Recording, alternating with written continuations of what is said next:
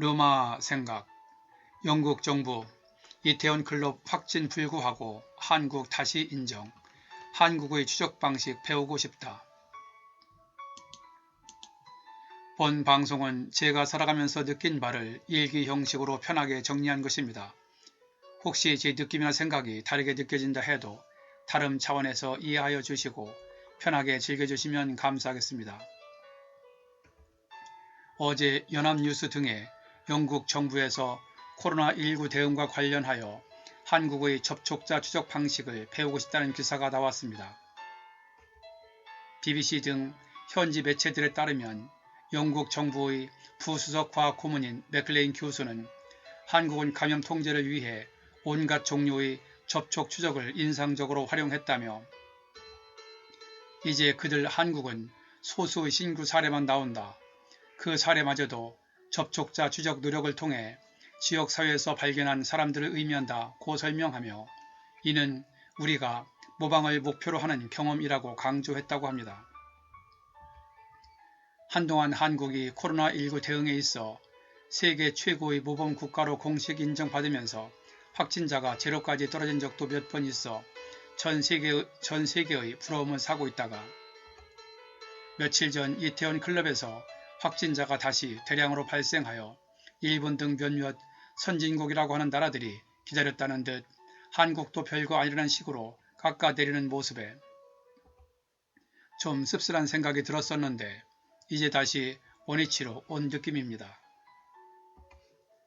제가 전에 올린 유튜브에서 코로나19와 관련하여 우리나라 일부 정치인 그리고 세계인들의 반응을 보며 이번 코로나가 선과 악을 구분해주는 것 같다고 얘기한 바가 있었습니다.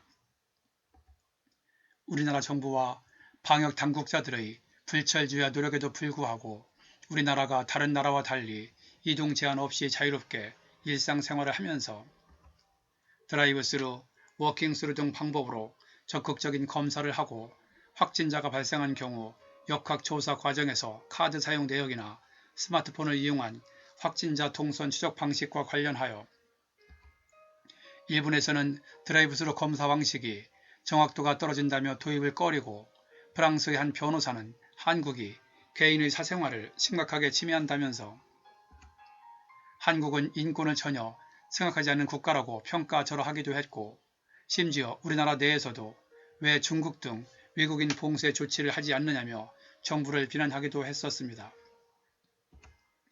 지금도 여전히 일부 국가에서는 한국의 대응 방식을 못마땅하게 여기거나 자존심만을 내세우며 자국민들을 위험 속으로 빠뜨리는 나라가 있습니다. 선을 선으로 보지 않고 선에서 악을 찾으려고만 한다면 진정한 선은 보이지 않고 또한 설 자리가 없다고 생각합니다. 때로는 나보다 못한 사람이나 경우에 따라서는 철천지 원수에게서도 배울 것이 있고 아무리 악이라도 조금은 선이 있을 수 있다고 생각합니다. 그런데 객관적으로 다들 선이라고 말하는데 그 중에서 일부라도 조그만 악을 찾아 비난하려는 모습을 보며 과연 그들이 생각하고 원하는 것은 진정 무엇일까 잠시 자문해 보기도 했습니다.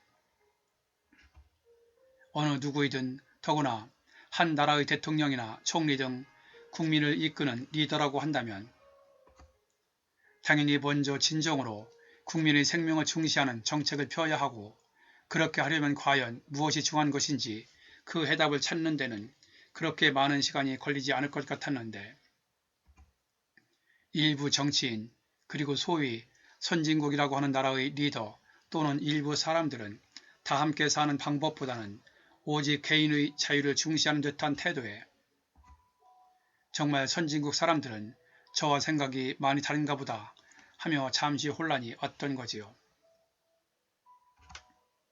지난주 강경화 외교부 장관은 독일 공영방송과의 인터뷰에서 한국의 코로나 추적 체계가 심각한 사생활 침해 우려가 있는 것 아니냐는 질문에 대하여 사생활은 매우 중요한 인권이지만 절대적인 권리는 아니다 라고 하며 사생활은 제한될 수 있지만 법의 테두리 안에서 제한돼야 하고 우리는 그에 대해 명확한 법적 체계를 갖고 있다 라고 시원하게 말했습니다.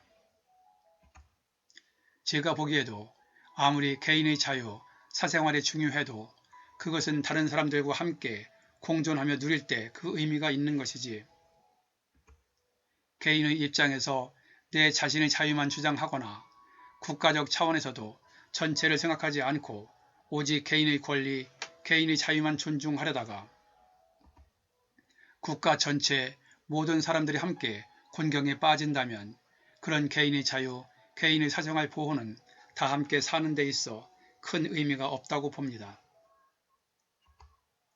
그래서 강경화 장관이 이번 독일 방송과의 인터뷰에서 전체 안전과 사생활 보호에는 균형이 있어야 한다며 한국의 대응 방식에 대한 다른 나라들의 부정적인 시각에 대하여 질문자가 당황하도록 시원하게 한마디 한 것 같습니다. 이런 가운데 어제 영국 정부가 한국의 접촉자 추적 방식을 배우고 싶다고 다시 얘기했다는 것은 상당한 의미가 있다고 생각합니다. 영국은 코로나19 발병 초기 한국과 같이 검사, 추적, 격리 전략을 펼쳐오다 확진자가 늘어나자 바로 이를 포기한 바가 있었는데 한국이 세계적 관심을 받으며 안정세로 가고 있다가 며칠 전 이태원 클럽에서 확진자가 다시 대량 발생하여 다른 나라에서 한국을 부정적으로 보는 시각이 늘고 있는 상황에서 한국의 접촉자 추적 방식을 배우고 싶다고 선진국의 선두격인 영국 정부에서 언급을 하니 제가 보기에 그 의미는 정말 상당히 크다고 볼 수 있고 이제야 뭔가 정상으로 돌아오는 그런 느낌이 듭니다. 편안한 시간 보내세요.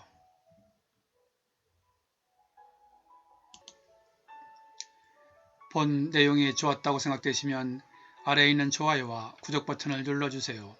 좀 더 느낌 있는 내용을 만드는데 큰 힘이 됩니다. 참고로 구독은 무료입니다. 끝까지 봐주셔서 감사합니다. 그럼 다음에 또 뵙죠.